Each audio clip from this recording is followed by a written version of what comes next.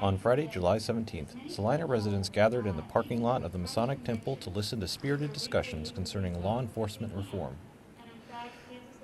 The speakers included key figures in the reform movement in Salina, including Captain Hannes with the Salina Police Department and Luke Stanford with the Sunflower Coalition. The event also featured students from the Salina Art Center, who contributed by creating several paintings during the course of the discussions. The event was coordinated by Miranda Bachman, who was the driving force behind the No Justice, No Peace march held a few months ago in Salina. We are not legal experts. We don't have expertise in writing policy. But what we do have expertise is in sitting down and getting things done. That's what we do. And that's what we hope everybody else does.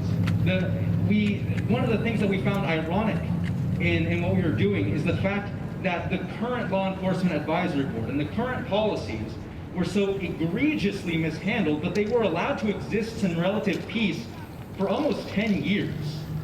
And now we present something new, and more than likely we're going to have the burden of having something completely perfect the first time around, while the status quo exists imperfectly for years. But there's been enough of that. Luke covered that pretty well.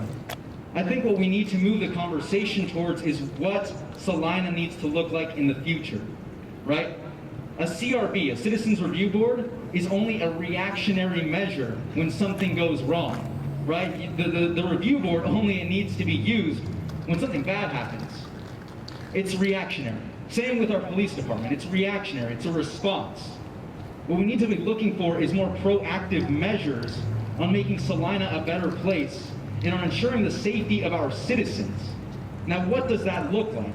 And this is where we get into the part of the conversation that gets a little bit messy. What can we do to proactively fix Salina? One of the things that we talked about is ensuring that we pull people out of poverty. Poverty is a huge factor in the way that you are policed, in the way that you have access to building wealth, in the way your kids are going to grow up, in the way your education will be. It's very important. And when we talk about poverty, that comes, a huge amount of things come into play. We need to talk about addressing the systemic issues in policing. That conversation does not end in policing, although it is a huge part of it. Systemic problems exist in every system. When we talk about fixing society, we need to make sure that we are addressing every single one of those. And one thing that you will find when you start dealing with bureaucracy and different forms of government is that we like to hide behind the fact that that isn't my department. I can't help you there, right? We talk to the police, we talk to the city commission, we talk to the Board of Education. They're like, I'm sorry, I can't fix that because that's not my department. We seem to fail to realize that all those departments are interconnected. As a community, we need to be asking them to act like they are. That's hugely important. Now, when I come out here, I see, I don't know how many people. I'm not going to try to make an estimate because I'm bad at guessing. But I want you to ask yourself, why is it that there was only this much people here when we have about 50,000 in the community? Why is it that they didn't show up? There's a lot of reasons. I'm sure we could name a lot of them. Either being super tired from having to go to work, simply not caring, not having the time, prior engagements. So I'm assuming that if you came here, you truly care. You have some opinion, or at least some sense of urgency that things should change, or at least I hope that you do. And it's important to capitalize on that sentiment. I know that there are a lot of people in Salina who have really nice ideas. They really care about seeing things change, but nothing has for years. Why? Why is it that there's so many people who are willing to support us, to say we're doing a good job, but it seems like we're the first ones that are trying to propose something to happen? It's frustrating. It frankly is very, very frustrating that people have so much energy and ideas and criticisms of the current system, but they are unwilling to put those words into action. It doesn't take much. I've never seen a crowd of the TSC hasn't seen like a crowd of even 40 people, maybe not even 30 or 20. I mean, at max, we have like 5 or 6 people showing up to commission meetings and we were able to try to push something through. It doesn't take a lot of people, and it doesn't take a lot of time.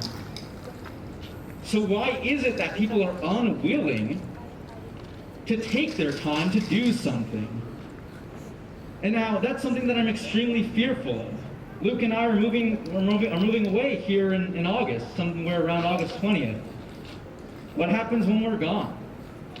Does everything just die off? Do we kind of forget that, you know, policing needs to be fixed, that poverty is existing, that we only have one grocery store in this section of the town, that the roads are still crumbling in a lot of places, the fact that our education doesn't seem to be teaching our children about their roots? Do we just forget about that? I would hope not. I hope that when I come back for Christmas, that I don't have to sit here and remember that nothing has changed. Because that would frankly suck. It really would. People need to be willing to take up the mantle. It doesn't take much action. If anything, the Sunflower Coalition started with people messaging each other on Snapchat, asking if they were interested. It started with people realizing that we had meetings at 4 p.m. and that we could show up to those and actually say things. It doesn't take a lot. So why is it that we impede ourselves from becoming agents of change? It's depressing. It's depressing and it's sad that we put so many pretexts to being advocates for something better. Because I'm sure all of you have some idea on what is broken in Salina and what should be fixed, and have the willingness to sit down with other people with more ideas to find a tangible way to fix those. It's an easy strategy. If you have a thought, you talk to other people about it and work out the specifics. You present it to your commissioners who have actual experience in law. They talk to their staff and try to get something through, and then you make sure you maintain pressure on them until that happens. As a group, we've come into an impasse. When we've done that step, we've presented a proposal, and now we have to wait for bureaucracy to catch up to us.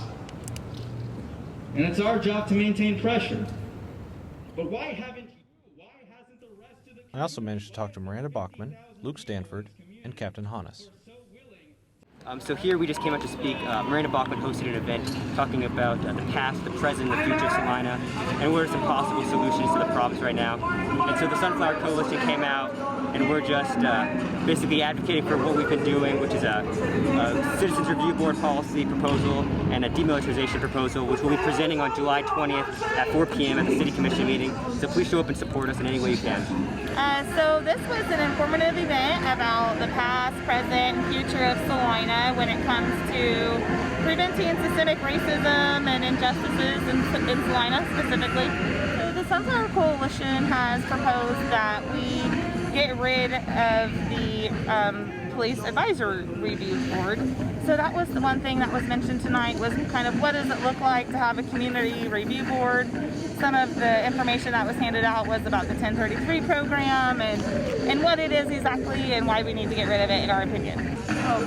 Actually, Miranda contacted the police department, and I indicated that I would be more than happy to come over here.